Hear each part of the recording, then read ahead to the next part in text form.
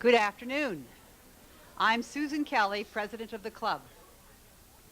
Welcome to the City Club and a very special presentation featuring 4 outgoing arts legends. Our guests today are Robert Bailey, director of the Portland Opera, James Canfield, outgoing artistic director of the Oregon Ballet Theater, James DePreist, outgoing maestro of the Oregon Symphony, and Sally Lawrence, outgoing director of the Pacific Northwest College of Art. We are using a new format today. David Hudson, director of the Regional Arts and Culture Council, will be moderating a conversation among the legends of Portland's arts community. On Friday, May 2nd, we have a special program featuring Karen Minnis, Speaker of the Oregon House of Representatives. She will provide an update on the legislative progress this session and provide a glimpse of what she expects to happen before the session ends. Please also note that the club's information report on ballot measure 2648 will be presented next week here at the MAC. Because of the alternative format we are using today, we will not have a standard board host to ask the first question. However, we will have questions from City Club members, so please be prepared and line up at the microphone for when the conversation is completed, and line up to have as many possible asked questions and ask your question in 30 seconds or less. Our program today is brought in part thanks to the underwriting of Kaiser Permanente, Nike, and Washington Mutual. We are very, very grateful for their support. And with that, I'll turn the program over to David Hudson with our 4 speakers. David? Thank you, Susan, and thank you to the membership of the City Club. I do believe that we're singularly honored and very fortunate today to have with us 4 distinguished individuals who make up almost 80 years of knowledge and experience regarding arts and culture, most propriety here in the Portland region.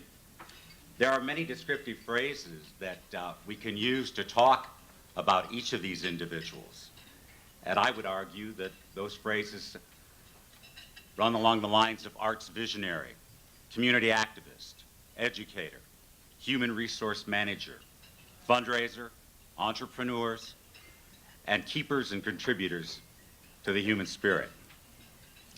I'm going to be asking a series of questions that have been suggested by members of the arts and culture community of the City Club of Portland and the board of directors and staff of the Regional Arts and Culture Council.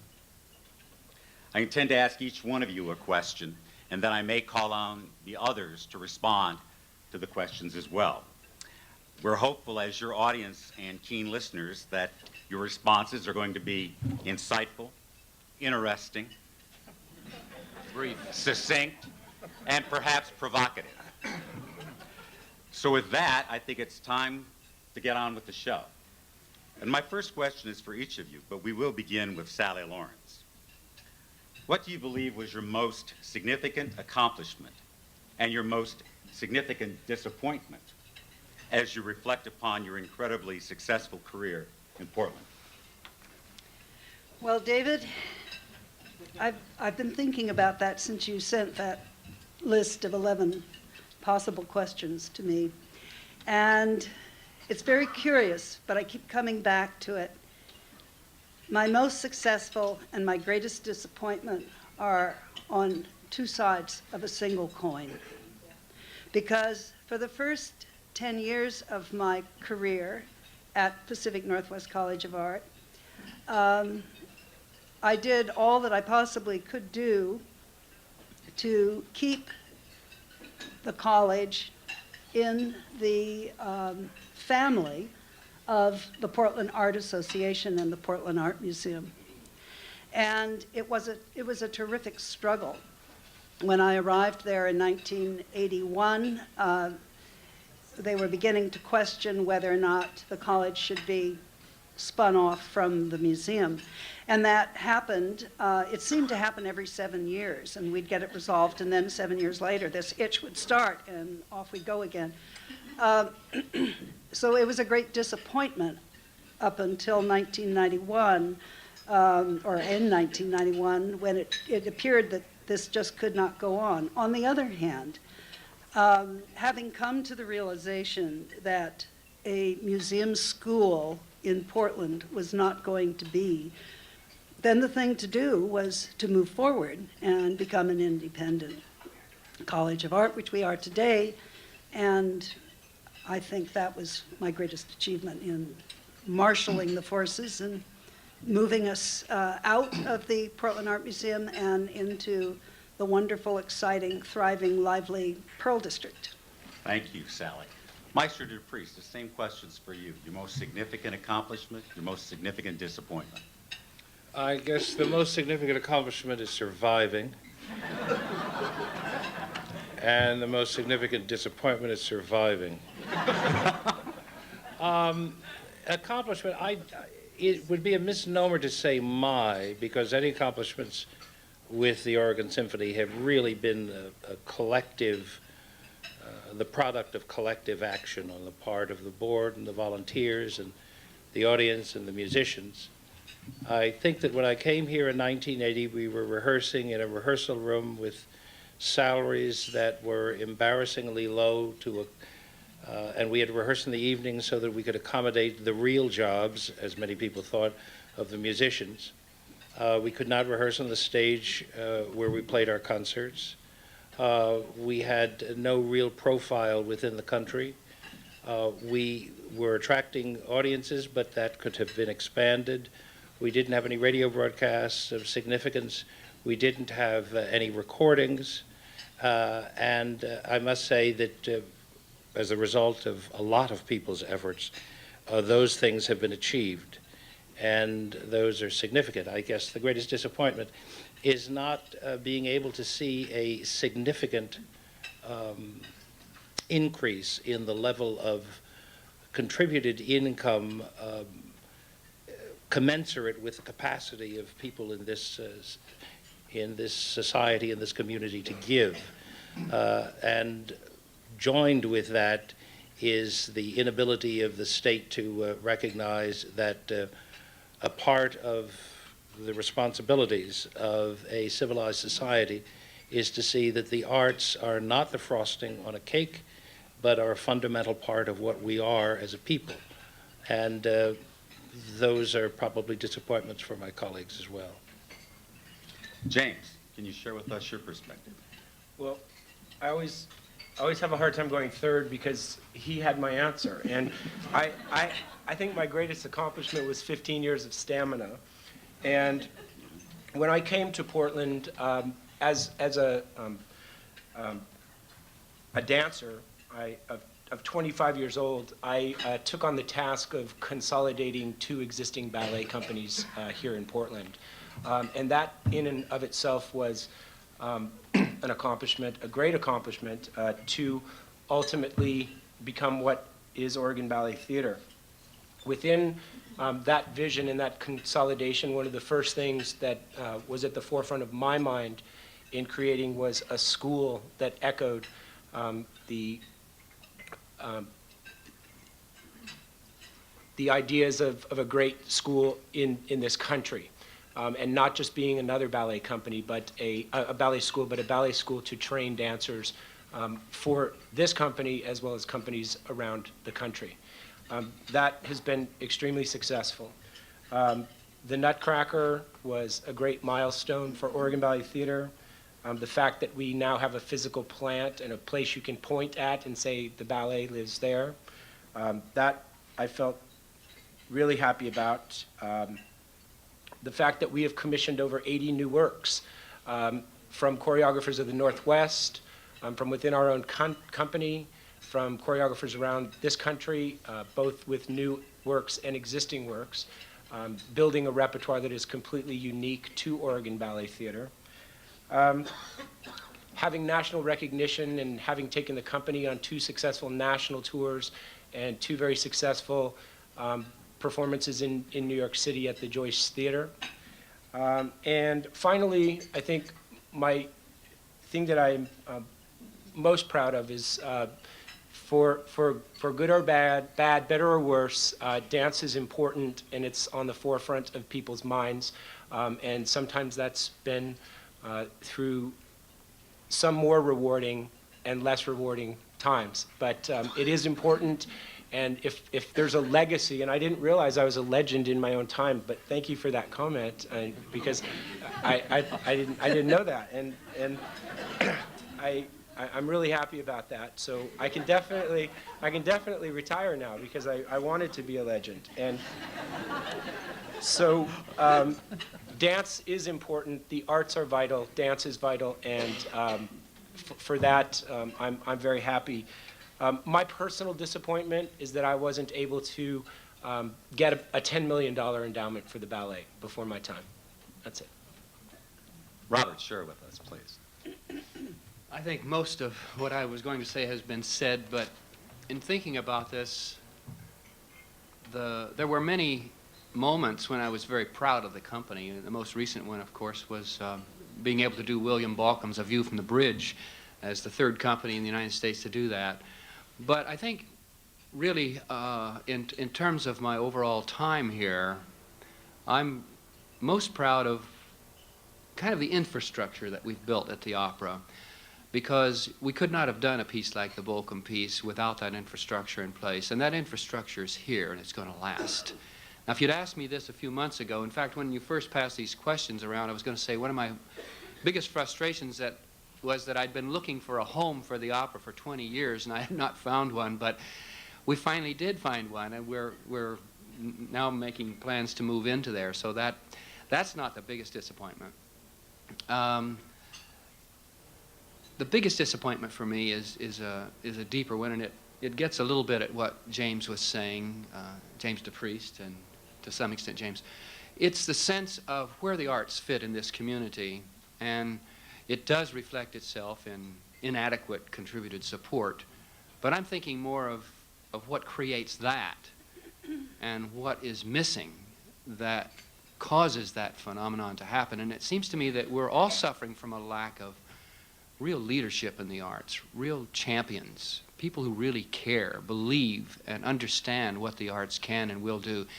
We're paid to do these, we're working stiffs. We may be legends today, but we're basically working stiffs. And we're here because we believe and love what we do. But the leadership has to come from the community. It has to come from people out there in other walks of life who see and value and are willing to fight for the arts. And this city is not outstanding in that respect. We don't have enough champions.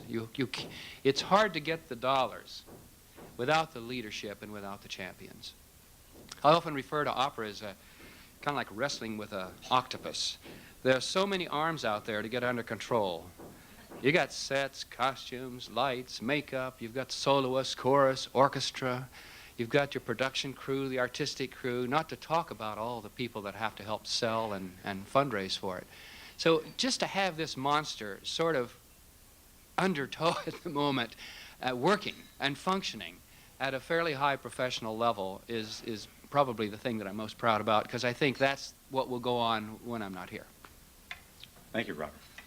James, there's a theme here, and it's a great segue into the next question that I'd like you to address first. Are the issues facing the Portland arts and culture community today, for example, undercapitalization, physical plant deterioration or lack thereof, under recognition in Salem about arts as critical economic enhancers to our region, are these the same issues that were present when you began your tenure? And if so, what are the 2 or 3 things we should be doing with a sense of urgency to prevent these same issues being present 10 years from now? If they've not been impediments, why?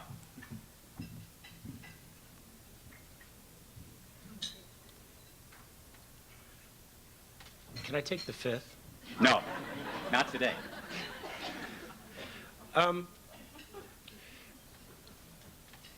Funding is going to always be a problem. I just think a concern or a challenge. Let's use the word challenge. That's politically correct. It'll be a challenge. And I think there's more need beyond the arts in this this time in our life. There's a calling for social need. There's education need. There's need for so many things out there that the private sector and individuals and these champions that we look to and for from a community whose pockets are always being picked.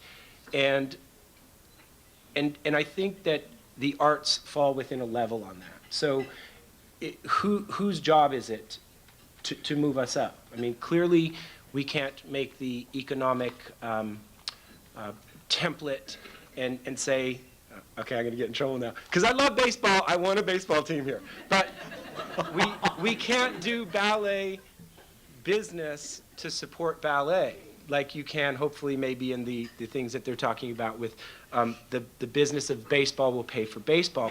In ballet, we have one example of that, and that's the Nutcracker. That's the one piece of repertoire that, I mean, Robert, that's an interesting question. Is there one piece in the opera repertoire that you can play every year and people will come? See, that's our cash cow. So we do have one, but in order to venture and become a repertory company and offer a varied number of works, it's not the same economic impact. So I'm talking around, but the bottom line is we've got to move ourselves, elevate ourselves, because to what Maestro DePreist said is that the arts reflect who we are, and it isn't the icing on the cake. It is who we are. So as important as the social needs are for this community and this life and this world, so are the arts, because they identify who and what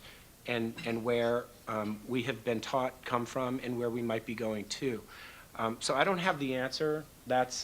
I'm just philosophizing. I said I should take the fifth, and that's it. Sally, would you care to weigh in on that, please? I'll give it a try. Go for it. Looking back, I've worked with, from the Oregon Arts Commission, starting with Terry Melton, Peter Hero, Tony Diaz, and Chris Darcy now. And throughout the years, I think there's always been the money problem, and there always probably will be a money problem. I think about the things that have really worked, and I see that there is a legacy that so many of these things are still going on. The artists in the schools programs. We used to have something called the Art Survival Kit, where we would go, as visual artists, we would go around the state and meet with artists who needed information, needed help in the business of being an artist. Weekend workshops were held in communities all over. These were funded by the Arts Commission, by some money filtered through to the Metropolitan, at that time, Arts Commission, later under Selena Roberts.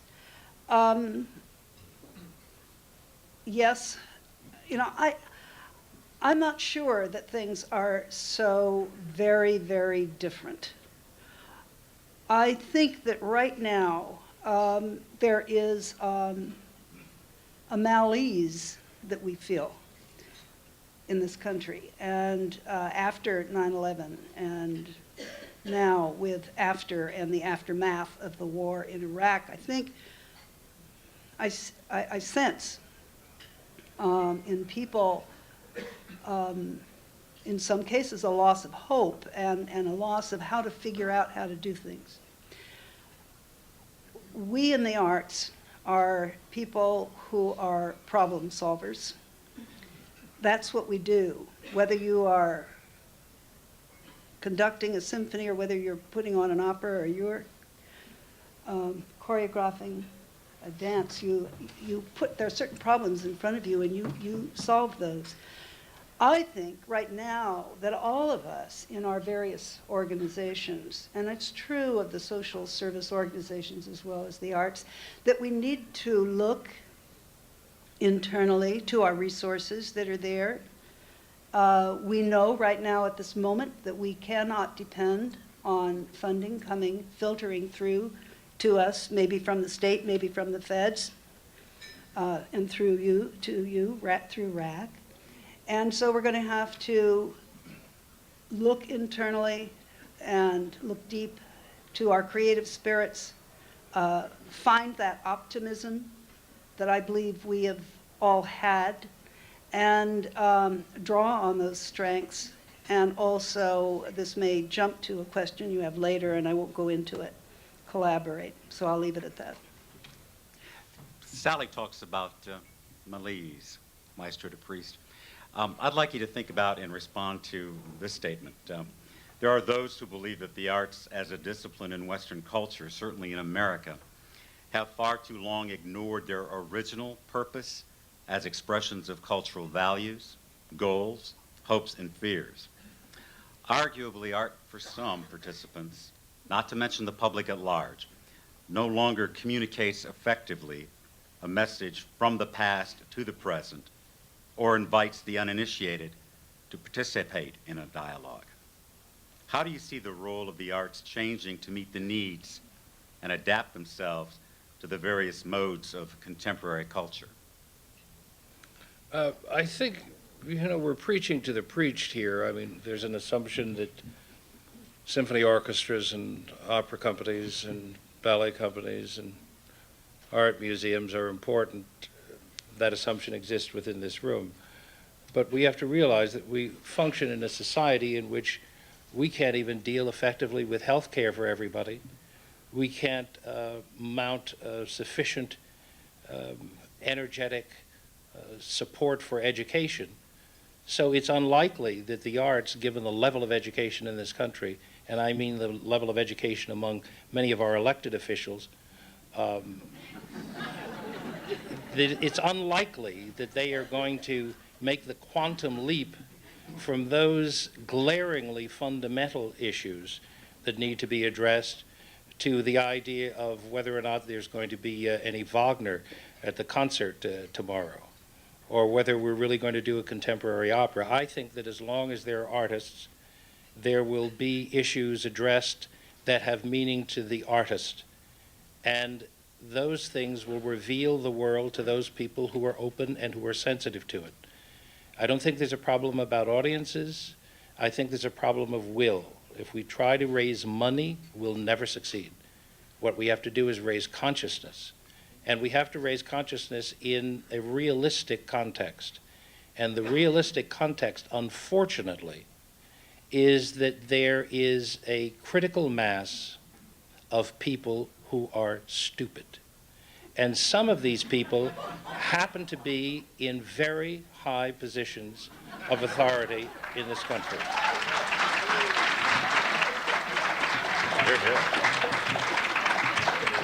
And the difficulty will always be when you harness stupidity with arrogance, you get the most lethal weapon of mass destruction I know.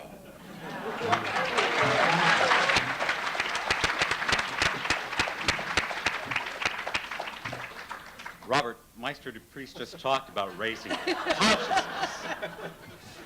And part of that can be done in a mechanized way, but we think we'd be interested in hearing your perspective on what opportunities you see for collaborations among arts organizations, and what might the grander, larger opportunities be for collaboration. Well, I think collaboration is increasingly important. The BODS group that's been meeting for the last 3 years, I guess, we've certainly benefited from that collaboration. We've been able to harness our concerted energy to solve a lot of problems that none of us could have done on our own. But it really is just scratching the surface compared to what I think is going to have to be done if the arts are going to survive. I certainly agree with James that we've got a serious problem with the arts today. We are getting kind of alienated and isolated. We're no longer part of young people's lives. The culture that we're out there peddling is of little interest or little concern, and their children graduating from school never having even heard the name Mozart, much less know anything about his music. This is a great tragedy when you consider the tremendous legacy of great achievement by humankind that's being kind of washed away. How do we keep that there? I think we have to find ways to get the arts back integrated fully into the lives of everybody, but particularly of children, because if we don't get to them when they're children, it's so much harder later on. So what are some of the mechanics for doing that? I guess maybe it's what you're asking. Well, I think the we already are united in a concern about facilities.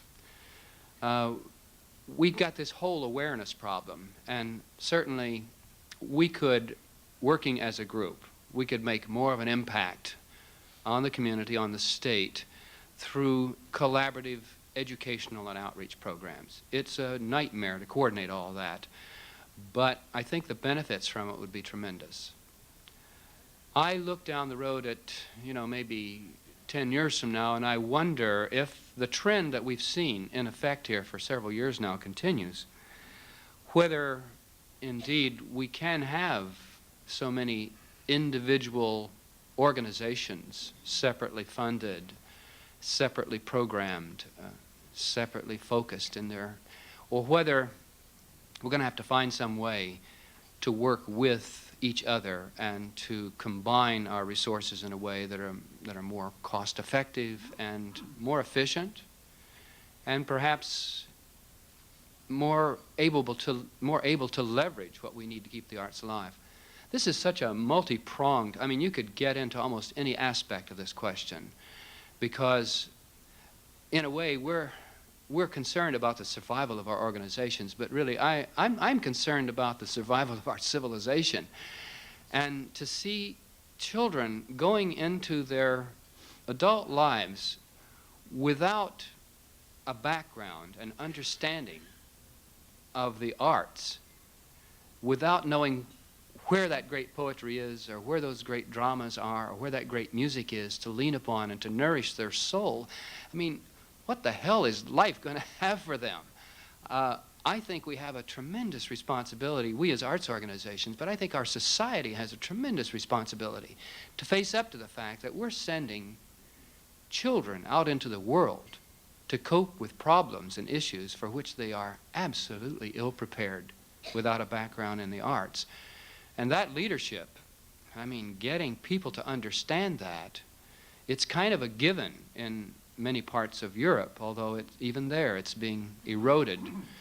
But I think that's a kind of a central problem, and the collaboration isn't just among arts organizations. It's trying to find a way in which the arts organizations can fit into and be integrated into the overall social system that we have, which means government, business, education, and the arts. That larger collaboration has not happened in this country, and we're paying the price for it right now. Thanks, Robert.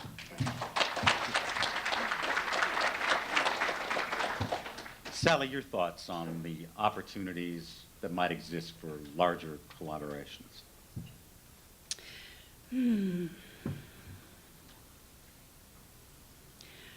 Well, my mind immediately jumps to, and following up on Robert's comment there.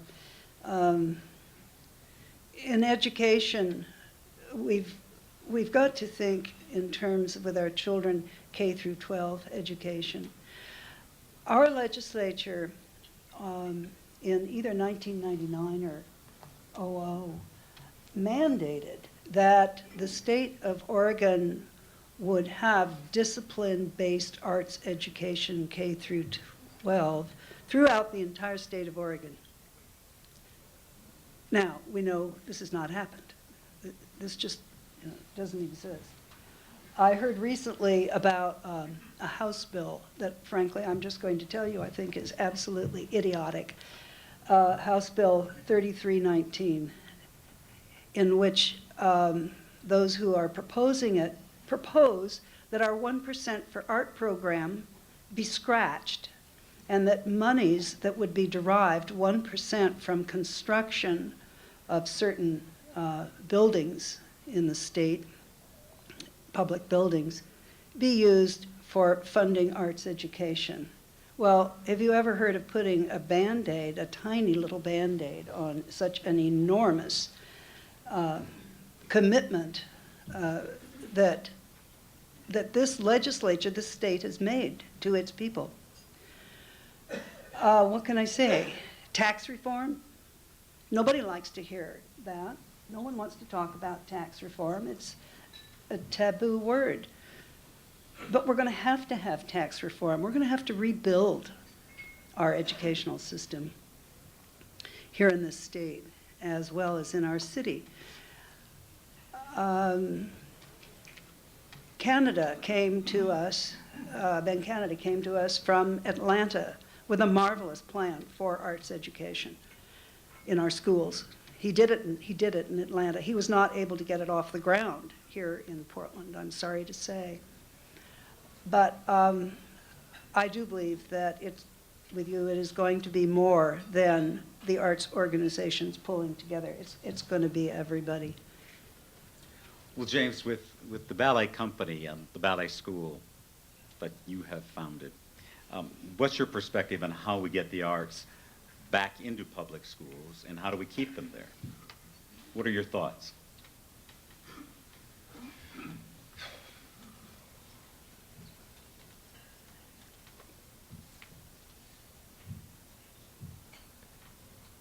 I think we should all just shut down for 5 years. I mean, just really think about that for a moment. You know, if none of it was there for any of us, you know, what would the outcome of that be? I mean, if it is looked like it's excess, or it is underfunded, we're not able to do the programming, we're not able to reach out to our community, we're not able to reach out to our children and educate them, and we're raising money for deficit as opposed to raising money to put an endowment to let us move forward. Let's see what a community would be like without it for 5 years. That's a big collaboration. I mean, that's huge. But I think there needs to be a timeout, and because that's what they do to kids. They put them in timeouts now, and we need a big timeout. And really think about that, because this is it's tough, because it's put back on the arts organization to make it work within your budget, because the schools are underfunded. So then the arts organizations have to go out and be funded by corporations, individuals, foundations, and government, hopefully, to then take on the task to put this education back in school. And then their budgets are cut, so they get to choose an either or. We've tried collaborative things before where the kids would come down to the park blocks and they would go to the symphony, or maybe through the opera or theater and the art museum and the ballet. Instead of having to choose one, it was a collaborative effort. But as funding gets cut, it's put back on us. And as we've all said, there's already so much to do.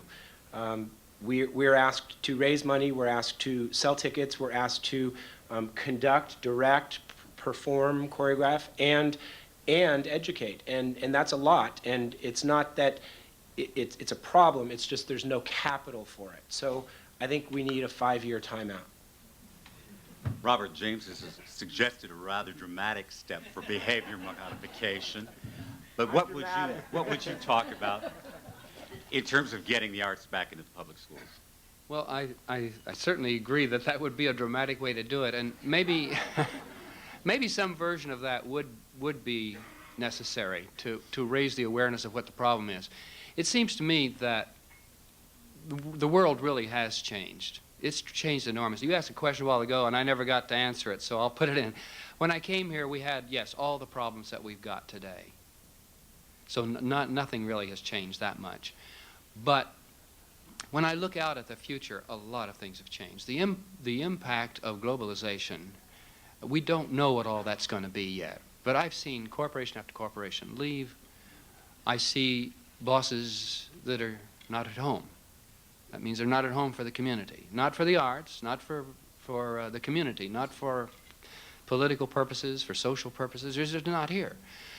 And also in that same time frame, I've seen the opera out there not competing for dollars just with the symphony and the ballet and the other arts organizations. We're competing with every nonprofit organization in the state. There are 30,000 nonprofits in Oregon alone, about 7,000 or 8,000 right here in the Portland area. We're never going to win that battle. We're never going to be successful at that. So we need some new formulas, and I'm coming back to your question. I think rather than 5 years shut everything off, we say there will be tremendous resource here to support the arts that's no longer in the schools. we are here. Come and contract us and talk to us about what you need and how we can work with you to provide that as a service. That service costs money, which we are no longer going to be able to find on our own. But you need it for the kids, and we are ready to deliver it. But we need to work out the deal that makes that happen. And I think without getting to that sort of economic basis of how we support education in this state, that it's just going to be an increasingly frustrating and ineffective series of education programs. I agree in large measure, but I think that the problem is not a matter of money. It's a philosophical issue. Until people deal with the problem of not having, the cost of not having, versus the cost of having, we'll never get anywhere, certainly as far as getting arts in the schools. Many of my generation, I grew up in an environment in Philadelphia in which at least 30 musicians who were in the Philadelphia Orchestra today got their beginnings through the All Philadelphia Senior High School Orchestra, and the music program was extensive. And now when I go back to Philadelphia, it's to try and save some struggling program in one school. Everybody talks about the cost of doing something, almost everybody, that's a problem. But what is the cost of not doing? It's the same thing about education. The cost of this, the cost of that. And if we start to calculate the cost of not doing, then that becomes philosophical, it becomes an aesthetic issue, it becomes a cultural issue. Sure, we can do without. And I'm afraid, as much as I would like to subscribe to James's notion of a 5-year hiatus, that I can imagine now the political speeches after that. Folks, we've had 5 years, we're all fine, we're healthy, we've come through it, and nobody has come to our door and asked us for any money for an opera company or a ballet company. This is the New World Order. We have our DVDs, we have our satellite dishes. Who said we have to go for a live performance of anything? Those people have been running a scam all along. Don't you feel much better now not having been bugged? Now this is going to be the campaign speech of liberals. So you can imagine what the other side is going to be saying. There's always a risk in removing from a society something that society has not yet come to value. Because once it's gone, they won't miss it. Well, Maestro DePreist, from your perspective, what's the single greatest risk or obstacle in maintaining the financial, healthy, and growing arts organizations? What do you think those steps are? Well, I think that there are healthy arts organizations. We shouldn't be all doom and gloom prophets up here. The Oregon Symphony has had the highest per capita subscriber base of any orchestra in the country for most of my time here. And that had started before I was here, that there was a building of support. You look to a city like San Francisco that has a high regard for its orchestra, and other communities. I do think that the issue is raising consciousness, not raising money. Dollars are symptoms of support. And if you can raise the consciousness, the dollars will follow. But you have to make a passionate and really cogent case for your arts institution. You can't just sit over in an ivory tower in the periphery of public pleasure and assume that people are going to come to your door. You have to make the case. You have to make the case every time you go on stage. You have to make the case when you go to a Rotary Club. And that's a relentless battle. If money is going to be a struggle, it's going to be a struggle only because consciousness has not been raised. And there are enough examples, post 9/11, post everything else, of arts organizations being able to raise money. You find out how they do it, and you try and imitate them. See if it works in that community. I think it depends upon the people we elect. It depends upon the kinds of problems you find within the business community. There are some people in the business community that may not be as responsive as we would wish them to be. There's somebody there that's read a book. There's somebody there that's gone to a concert. And there's somebody there that likes music and cares about the arts. You have to energize these people. And you have to find them, and you have to energize them. I remember when I first came and we had an annual fund goal of about $400,000. And dear Evelyn Nagel almost independently would go out and raise that money. And then the goal got higher and higher and higher and higher. And people were saying all along, oh, this is Portland. We're not going to raise $1 million a year. Are you crazy? And they would leave the board. Well, their places were filled by people who said, okay, how do we do it? And the boards of directors and the volunteers successively have gone forward, and they found the money. So if we raise $4 million a year, those people who said we couldn't raise it were clearly wrong.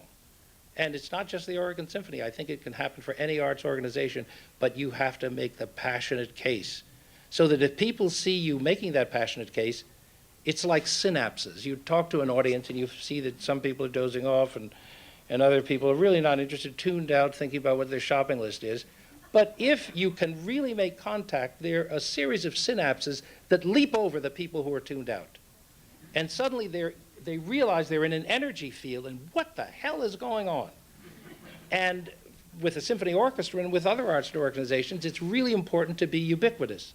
Not just to be in the Schnitzer Concert Hall, but when we were at the State Fair and when we're at Lloyd Center, you have to be everywhere. And when you're everywhere, then you become more easily identified as a part of people's lives. I don't think we should paint a totally negative picture of the arts organizations.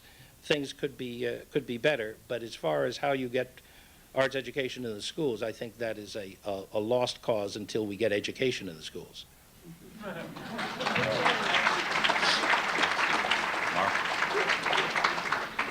Ladies and gentlemen, we're at the point of the afternoon where the mics are open for your questions of our four guests. The mics are situated around the room, and we're happy to entertain your questions.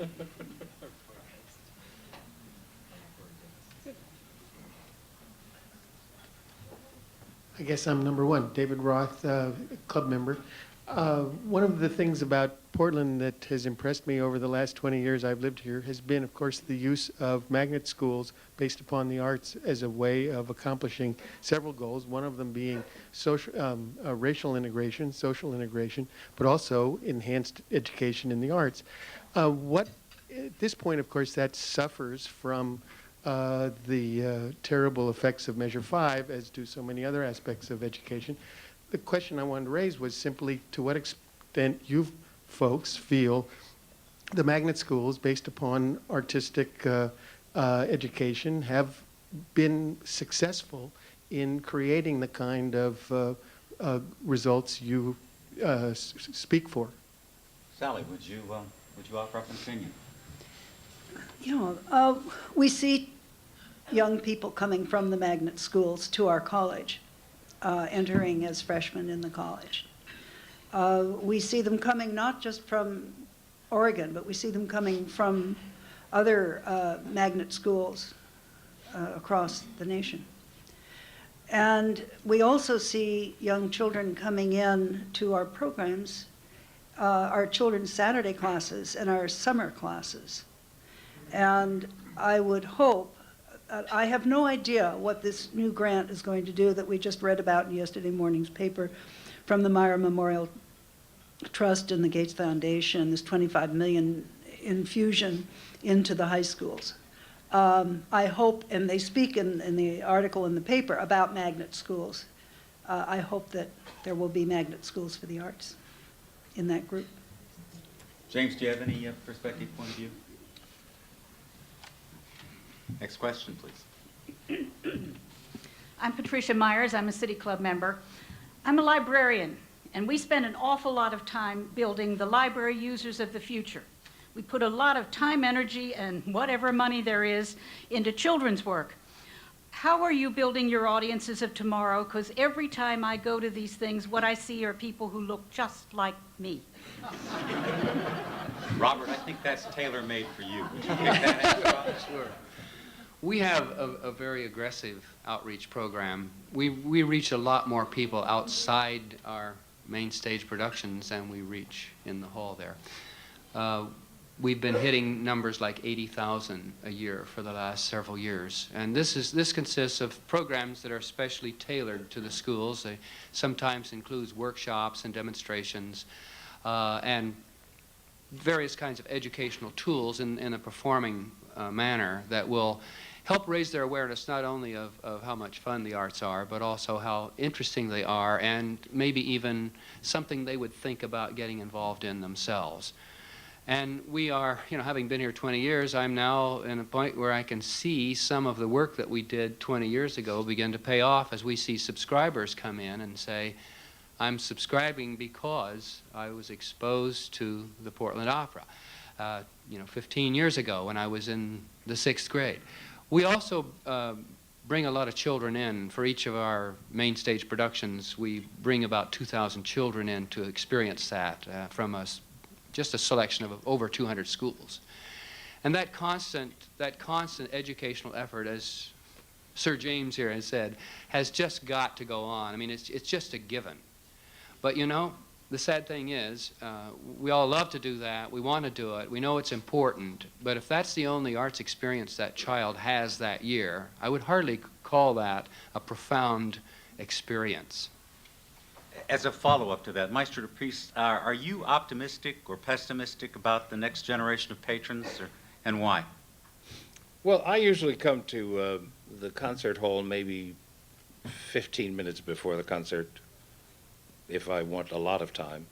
And so as I'm driving, I usually see the patrons who are coming at the last minute, for example, to come to the hall, and I see people in jeans, people of all ages, and when I look out from the stage, I see a very mixed group. It's true that the demographics tends to favor people who are older, more experienced, but I think that concert going particularly is an acquired taste that comes perhaps later in life.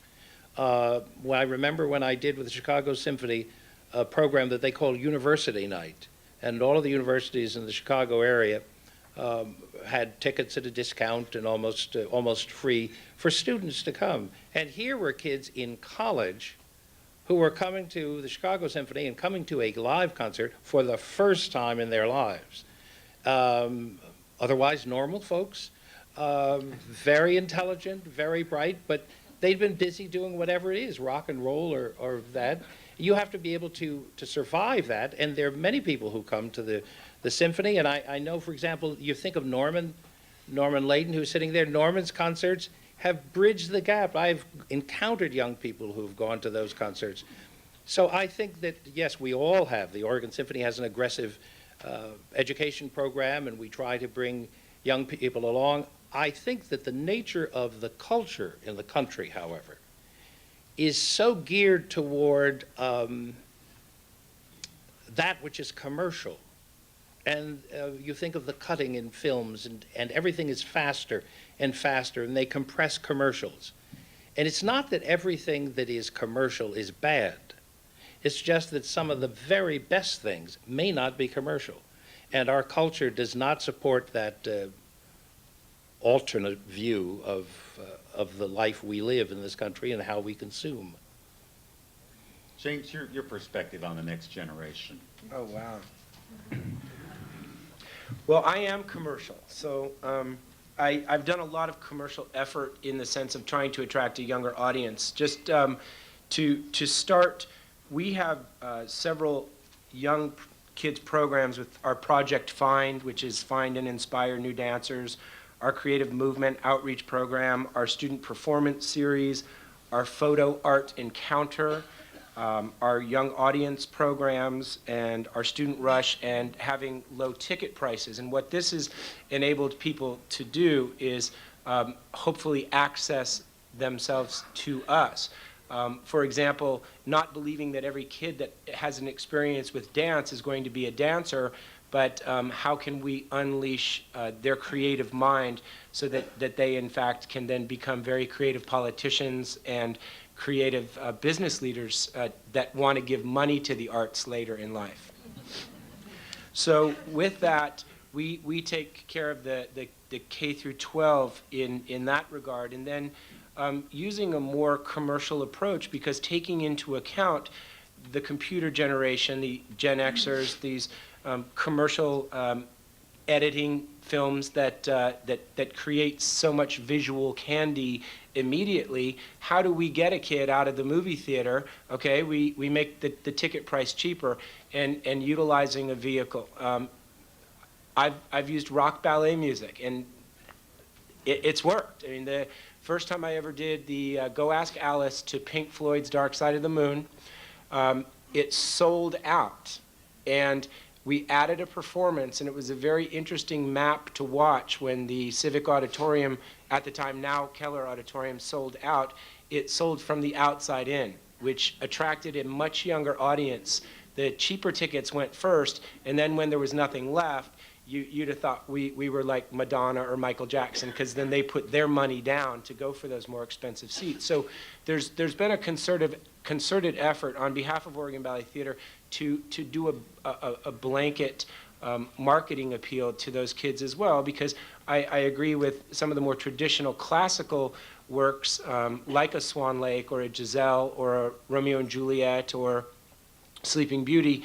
It's an acquired taste, and I haven't done that with Scotch yet, so I'm waiting for that day to come, acquiring the taste for Scotch. So in the meantime, maybe these kids one day will also be ready to I call it get them in the back door, so one day they'll walk through the front. That's A little early for the cocktail hour.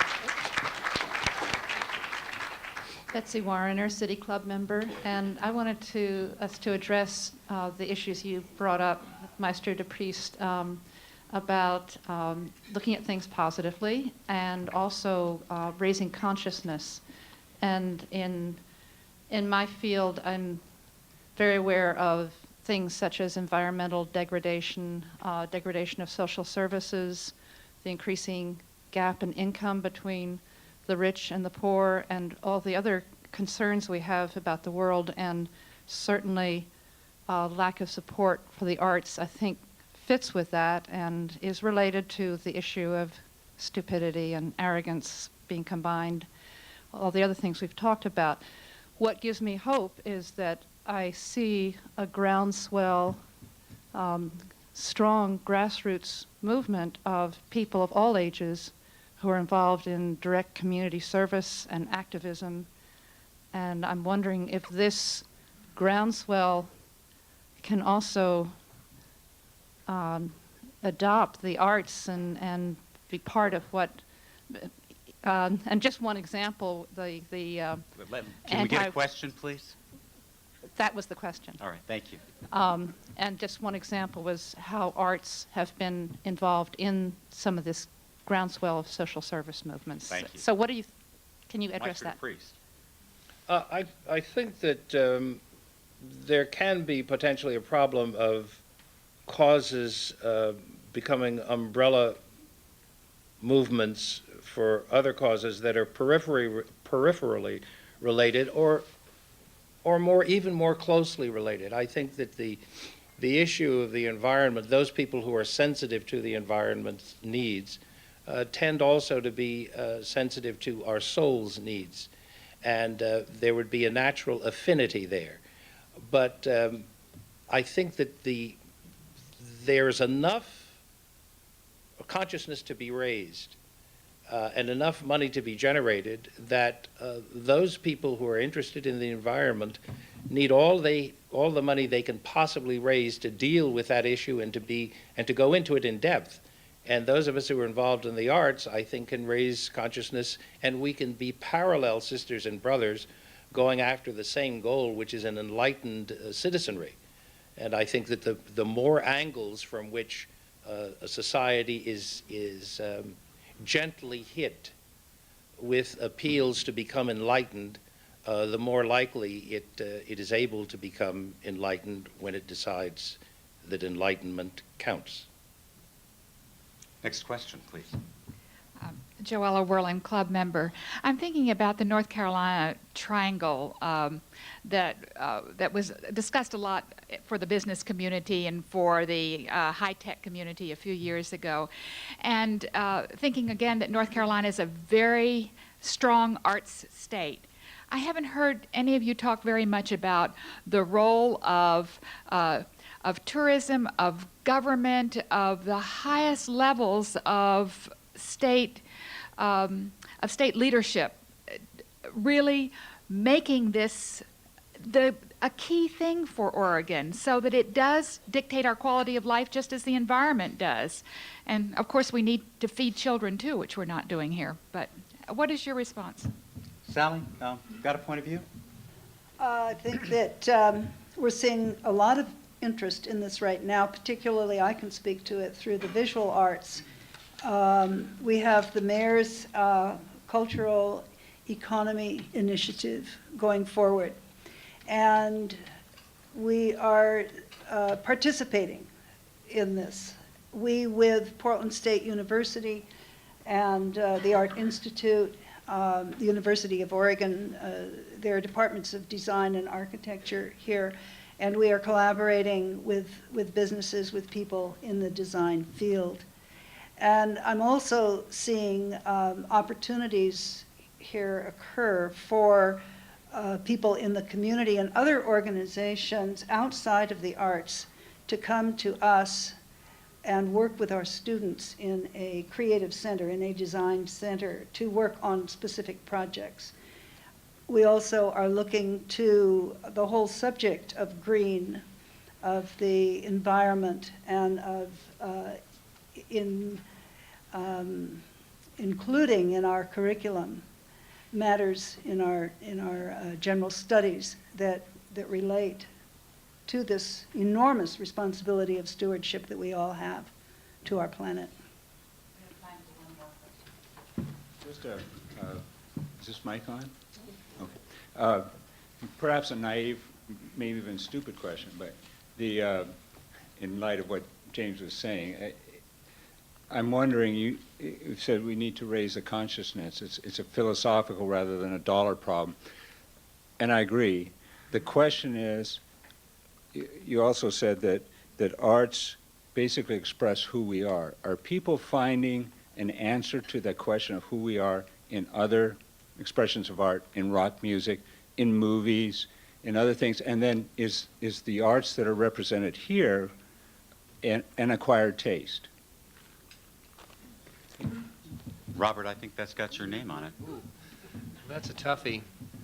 I've been thinking, as this conversation has progressed, I started out by saying the arts have gotten themselves a little isolated, the classical arts groups.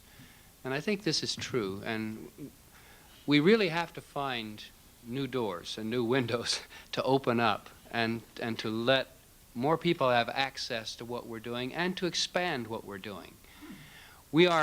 Some of us are sort of in charge of a legacy of great achievements of the past, and we can't, and we wouldn't want to ignore that.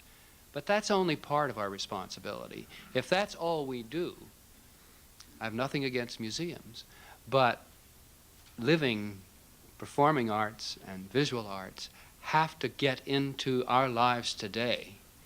And all of us have a long way to go. And I think opening those doors, sure, a kid today is going to get 10 times more exposure to the non-classical, to popular culture. Why? Because you realize how many industries are living off of those kids' appetites? It's being driven by, basically we've licensed these people to make their fortunes off of deteriorating our kids' taste. That's what it amounts to. So we're fighting a terrible battle there. But, I have faith, when the whole thing is said and done, the arts are going to go on. Why? Because they nourish, and they're such a powerful nourishment that they will never be let go.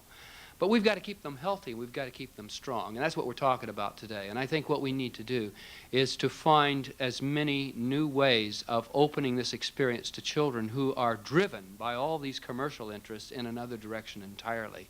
I don't have the answer to that, but I think everything that the ballet's done, everything the symphony, the opera, the museum does to open those doors and to let children see that this can be a part of their life. There's nothing esoteric, there's nothing foreign, there's nothing strange about it that they can't understand. It's about them.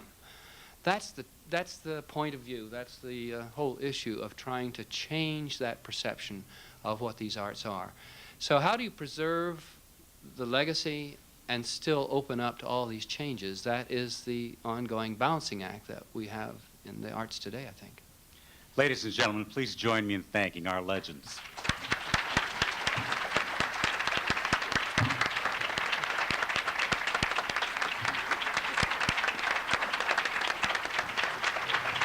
Thank you. I